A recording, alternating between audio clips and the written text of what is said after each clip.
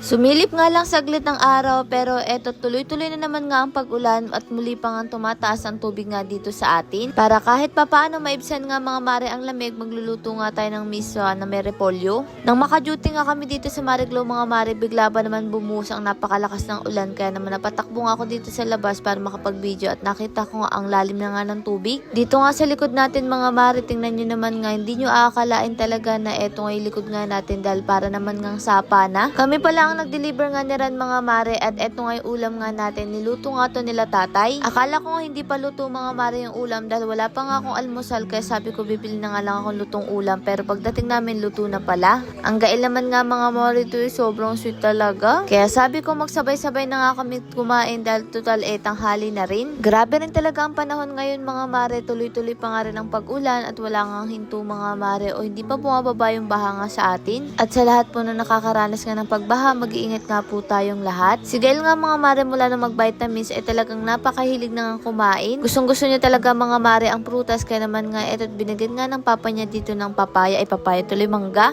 May bata ngang nainip mga mare dahil nga maulan at hindi talaga makalabas kaya dito na nga lang nakatingin sa bintana. Nung tinawag ko nga dyan siya mga mare, nalingon nga at talaga naman nga ngingitian ka na nga lang ng ganyang bata. Ang mga ganitong ngiti talaga mga mare ay nakakawala ng pagod.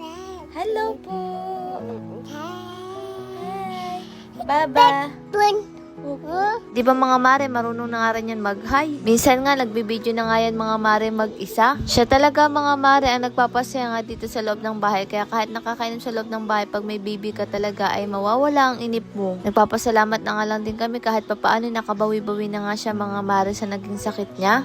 O siya mga mare, share nga lang tayong feedback. Ang sabi niya ay super effective nga daw nito at 3 months na nga daw siyang gumagamit at talagang nakakawala ng dark spot. May good news ako sa inyo mga mare. Hanggang ngayon meron pa nga rin tayong pa-previous na kada bibili kayo ng sabon meron siya mga mare 50 grams at mesh net. Kaya lang ang bad news mga mare ay limited na nga lang ito kaya paunahan na nga lang kayo. Pati pala sa lotion natin may previous din. O siya, ito't nasa alas 5 na nga nito mga mare. So kaya sabi ko karan magluluto na nga ako. Habang ang kailaman nga dito mga mare, abalang-abalang nga maghanap dito ng mga kaldero. Nakakatuwa nga sa bata na to mga mare, kapag nasa kusina kami gusto nga rin tumutulong. Dapat talaga ang plano ko ngayon mga mare, magluluto nga ako ng lomi. Kasi pwede naman nga din yun ulamin tapos sakto may sabaw tapos maulan pa. Yung lulutuin ko kasi mga maring mami, hindi ko alam kung lomi umami. Basta yun mga mare, nakita ko isira na pala kaya ang ending miswan na nga lang na may repolyo na may konting ang manok. Sakto naman pala dito mga mare, habang nagluluto ako, ayan nga bigla na naman nga bumuhos ang ulan. Inasikaso ko na nga rin yung mga ipaglalagay ko at nagisa na nga rin din ako dito ng sibuyas. Ang gail naman na gusto nga tumulong dito sa paghakot nga ng manok. Kaya nakaredy din talaga mga mare ang kanyang tong. Pero sabi nga kapag yung baby nga o yung bata